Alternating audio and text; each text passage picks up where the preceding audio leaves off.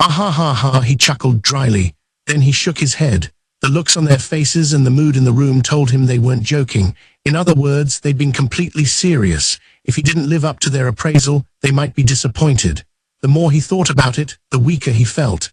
And there was one other problem. Remembering it made him wince so hard it seemed like it would show on his skull. What should I do about albedo? I can't face Tabula like this. Intermission, the pressure forcing their foreheads into the dirt vanished. They were all aware their creator and master, worthy of their worship, had departed. Yet no one stood up. Some time passed before someone let out a sigh of relief. The tense mood relaxed. The first one to stand was albedo. The places where her knees had pressed her white dress into the ground had gotten slightly dirty, but she didn't seem to care one bit. She fluttered her wings to shake the dust off her feathers. As if given momentum by albedo's example, the others stood. Then scattered thoughts began to be voiced. That was really scary, huh sis? Seriously. I thought I was going to be crushed. I'd expect nothing less from Lord Momonga, but to think that his power would affect even us Guardians. I knew that as one of the supreme beings he was stronger than us, but I didn't realize by how much. They all shared their impressions of Momonga. The pressure that had shoved them all toward the ground was the aura Momonga had been emitting. Aura of despair. It caused the fear status effect, along with ability penalties. Normally, it shouldn't have worked on NPCs the same level as him, but the staff of Aints Ulgaun had boosted its effects. Lord Momonga has shown us his caliber as a ruler.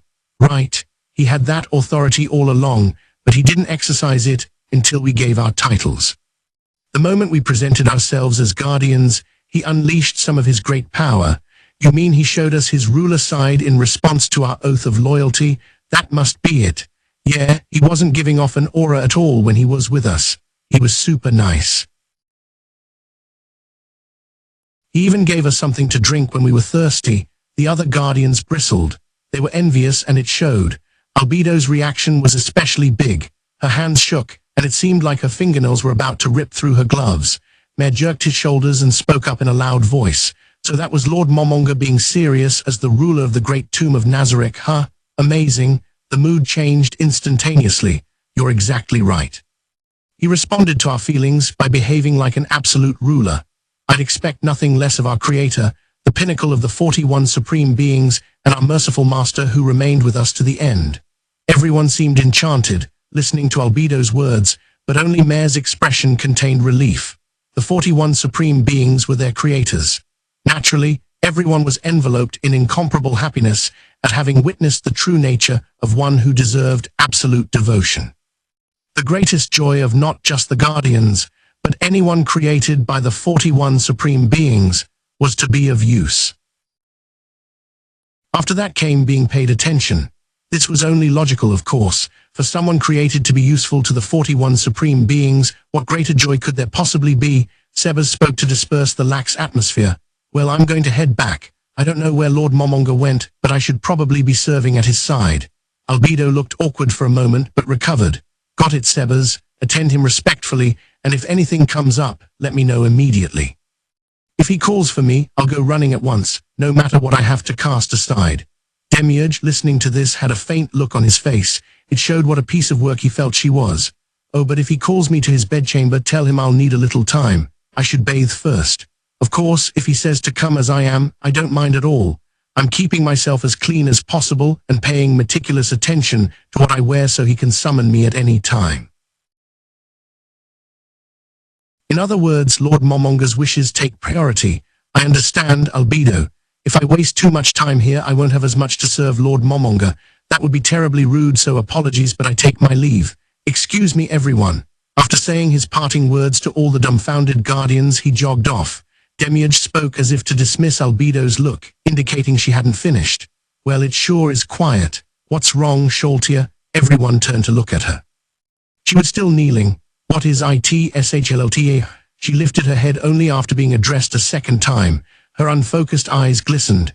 Is something wrong? That awesome presence was so thrilling that my underwear are in quite a state. Silence. No one knew what to say, so they just looked at one another. Sholtia had the most twisted fetishes of all the Guardians, and all they could do was facepalm when they remembered her necrophilia. Mare was the only one who didn't get it, and stood there looking perplexed. But there was one present who wouldn't let that be the end of it. Albedo. Something like jealousy caused her mouth to open. You bitch. The insult caused Sholtia's lips to curl into an alluring smile. Lord Momonga is one of the 41 supreme beings, as well as extremely beautiful. It's a reward to be hit with such a wave of power. You're crazy if you didn't get wet. Maybe you weren't made pure at all, maybe you're just frigid. You big-mouthed gorilla, you lamprey. They glared at each other. The other guardians didn't think it would devolve into a death match, but they still looked on with anxiety. I was created the way I am by the supreme beings, and I have no complaints. Do you? You know, I'm pretty sure the same goes for me. Sholtia slowly stood up, closing the distance between them slightly. Their eyes remained locked. They moved closer and closer together until finally they were bumping up against each other. You must think you've won because you're convinced you get to be close to Lord Momonga just because you're captain of the Floor Guardians, but isn't that a bit far-fetched? Well, I do intend to achieve absolute victory while you're busy guarding the most remote areas of the tomb. Pray tell what you mean by absolute victory, Captain. A bitch like you ought to understand. Yes, I mean that.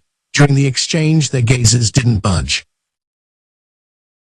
They continued staring expressionlessly deep into each other's eyes. With a ruffling noise, Albedo's wings stretched out imposingly. In response, a black haze began to come off Sholtia. Aura, I'll leave the girls up to the girls. If something happens, I'll jump in to stop them, so just let me know. Wah, Demiurge, you're gonna shove this off on me? Demiurge backed away from the standoff, waving his hands in surrender. Cocytus and Mare followed. They didn't want to get involved. Good grief. Is this really worth fighting over? Personally, I'm quite curious what the outcome will be. What do you mean, Demiurge? It could be in terms of beefing up our war potential or the future of the great tomb of Nazareth. What does that mean, Demiurge? Demiurge wondered how to answer Mare's question. For a moment, the sadistic desire to spoil that innocent mind by filling it with adult knowledge reared its head, but he dismissed it without hesitation. Just like a demon should be, Demiurge was cruel and cold-blooded, but that was to outsiders of Nazareth. He saw others created by the 41 supreme beings as precious comrades in his loyalty. A great ruler should have a successor, right? Lord Momonga stayed with us until the end, but he could still lose interest in us and go where the others went. It would be nice if he left us someone to give our loyalty to if he leaves. So you mean you wonder who will be the heir's mother? That seems a bit disrespectful. It is our duty as guardians and creations to avoid that fate by remaining loyal to Lord Momonga and working hard so he stays, Cocytus interrupted. Demiurge turned to face him. Of course, I understand that, Cocytus, but wouldn't you like to be loyal to Lord Momonga's son as well? That does sound pretty good. Cocytus imagined giving Momonga's child piggyback rides, but he didn't stop there. He imagined giving him fencing lessons, drawing a sword to protect him from the oncoming enemy, and taking orders from him once he'd grown up. Oh, how wonderful. I can see it now, just wonderful. He can call me uncle. Demiurge averted his eyes from Cocytus and his uncle fantasies, wincing a bit. I'm also very interested to see to what extent children could be of use in a plan to strengthen the great tomb of Narazek. I wonder, Mare, want to try making some babies? What, that said, I suppose there's no one for you to do it with. If there are any humans, dark elves, or closely related species out there, I'll capture one for you. How about it? What? Mare thought for a moment and then nodded. If it would be useful to Lord Momonga, then sure. But how do you make a baby? Right, I'll tell you when the time comes. But if we go off performing breeding experiments on our own, Lord Momonga might scold us. Nazareth's upkeep costs must be pretty precariously balanced. Yeah. Once I heard that a single supreme being was spawning minions here on a very strict budget. If we make the population jump weirdly, we're sure to get scolded. I would hate for Lord Momonga to scold me. Well, I feel the same way. No one wants to be scolded by a supreme being. If we could build a ranch somewhere outside of Nazareth, that might work though. Demiurge tossed a question at Mare about something no one had mentioned yet. By the way, Mare, why are you dressed like a girl? He tugged at the edges of his skirt, as if to hide his legs a little more. This is what Bubbling Teapot chose. She said I was a boy, so I don't think there's any mistake about my gender, and she must have put some thought into it. Then that must be the proper attire for you. But I wonder if all little boys should be dressed the same way. I'm not sure about that. Although they had mostly disappeared, once one of the 41 supreme beings, sacred names came into things, All one could do was accept the judgment. That meant Mare's clothing was the most correct choice within the great tomb of Nazarick. If anyone was going to tell him to dress differently, it would have to be another supreme being. I guess we need to consult Lord Momonga. It may be the case that all boys should dress that way. Cocytus, are you quite ready to come back to us? At the sound of his colleague's voice, Cocytus sighed contentedly. He then shook his head several times. What a lovely notion. It certainly is something to hope for. Oh yeah, good for you. Albedo Sholtia, are you still fighting? The pair, still staring each other down, looked up when he called to them, but the one who answered Demiurge's question was standing off to the side, looking exhausted. Aura. The fight is over. Now they're just arguing. The issue is simply who will be his first wife. We concluded that it would be bizarre for the absolute ruler of the great tomb of Nazarick to have only one queen. But now we have to decide who his primary will be. That's very interesting, but tell me more later. More importantly, Albedo, could you give us some orders? We have a lot of things that need to get moving. Yes, you're right, I need to give orders. Sholtia, let's discuss this further at a future date. It will take more time than we have now anyway. I have no objections, Albedo. There's nothing that will take us as long to discuss as this. Okay. Very well, I'll come up with our plan going forward. Albedo had put on a captain of the floor guardian's face. All the guardians responded by bowing their heads in respect. They bowed, but they didn't kneel. She was worthy of respect as their captain, but she was not absolute. There was that much of a gap in status between those created by the 41 supreme beings. That said, the 41 supreme beings had bestowed upon her the rank of captain. So she was given the respect appropriate for her position, and no more.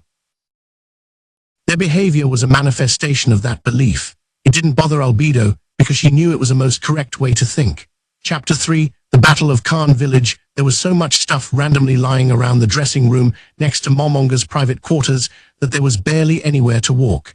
This included robes he could equip and full suits of armor he had bought. He threw the armor in there after discovering he had no use for them. It wasn't just protective gear. There were weapons too, from staves to great swords, really just all kinds of things. In Yggdrasil, players could create infinite unique items by inlaying existing items with data-containing crystals. Defeated monsters dropped these crystals.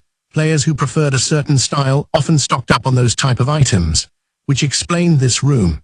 Momonga casually chose a great sword out of the pile of countless weapons. It wasn't sheathed, so its silver blade gleamed in the light. The letter-like markings etched into the blade's cheek also caught the light. They were clearly visible. He moved his arm up and down, testing the large sword's heft. It was extremely light, like a feather. Of course, it wasn't because the sword was made of light material. Momonga was just that strong. As a magic user, he had high magic ability points and low physical ability points. Even so, by the time he hit level 100, he'd amassed quite a few physical ability points as well. It was a cinch for him to bludgeon lower-level monsters to death with a staff.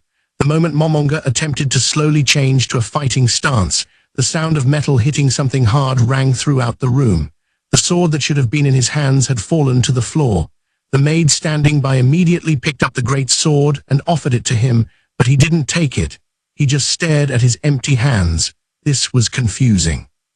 The existence of NPCs who behaved as if they were alive made him think this world wasn't the game. But these odd physical limitations made it feel like it had to be. In Yggdrasil, since Momonga had never learned a warrior class, it would have been normal for him to not be able to equip a great sword. But if this were a real world, common sense said he should be able to equip anything.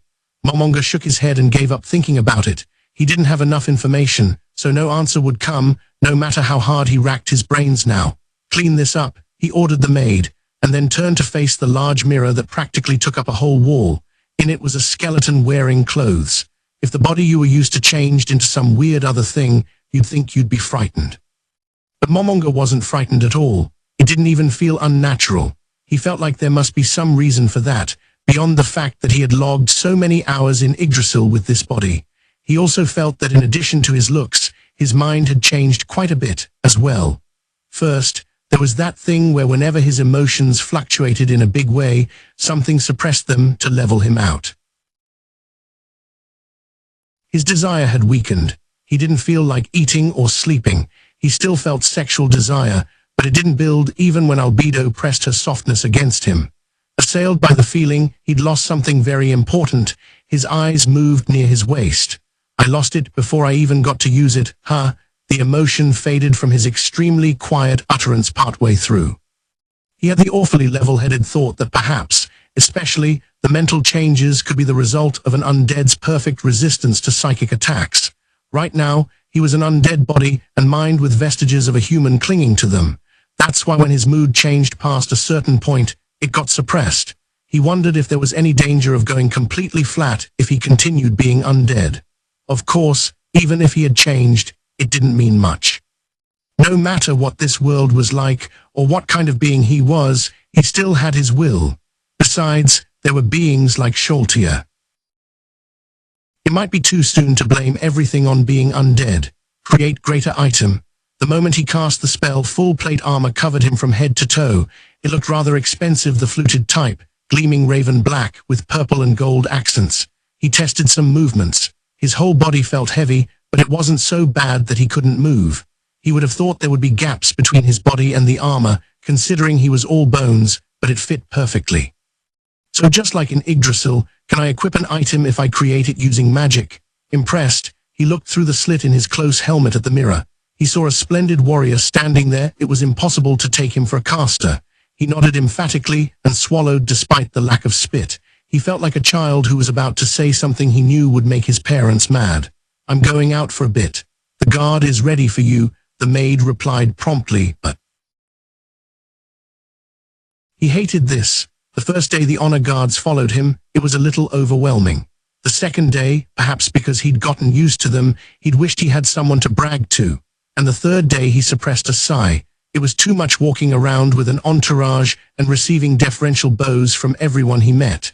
If he could just let them follow him without thinking too hard, he might have been able to endure it, but that wasn't possible. He had to act the part of ruler of the great tomb of Nazarick and never show even a hint of weakness. For a regular guy like Momonga, it was mentally exhausting. Even if any large emotional fluctuations reversed to level out, it still felt like his brain was being simmered on low heat. And then there were the beautiful, you could probably say super beautiful women who waited on him constantly, practically never leaving his side. He would have thought that as a man that would make him happy, but he ended up feeling more like his personal space was being invaded. This mental fatigue must be another vestige of his humanity. In any case, it was no good for the ruler of the great tomb of Nazarick to be so mentally burdened in this crisis. There was the danger he might commit an error in a critical situation. I need to recharge. Having reached that conclusion, Momonga opened his eyes wide. Of course, his face didn't move at all, the flames in his eyes just burned brighter. No, that's not what I meant. I'm going to go make some rounds on my own. Please wait, my lord. If something should happen to you while you are out alone, we would not be able to die as your shields. Faced with someone who had resolved to give up her life if she could protect her master, he felt heartless for trying to go on a solo walk just to relax. Still, it had been a little over 3 days since they'd found themselves in this strange situation, about 73 hours. After presenting himself with the dignity of the master of the great tomb of Nazarick for that long, his entire being was begging for a rest. So, although he felt bad, he racked his brains for an excuse. There is something I must do in utmost secrecy. I will not allow any escorts. A brief silence followed. After what felt like a long time to Momonga, the maid answered, understood. Be careful, Lord Momonga. Her acceptance of his excuse felt like a stab in the chest, but he dismissed it. There was nothing wrong with taking a little break. He would go see what it was like outside. Yes, it was crucial for him to see where they had been teleported to with his own eyes. The more he thought about it, the more excuses he came up with, probably because he was aware that what he was doing was wrong. Shaking off the nagging guilt which felt almost like someone was holding him back by his hair, even though he didn't have a scalp, he used his guild ring. He teleported to a large room. There were long, narrow stone platforms for laying out corpses, though there were none now on either side. The floor was made of polished white stone. Behind him was a staircase that descended until it reached a large double door, the entrance to the great tomb of Nazarick's first level.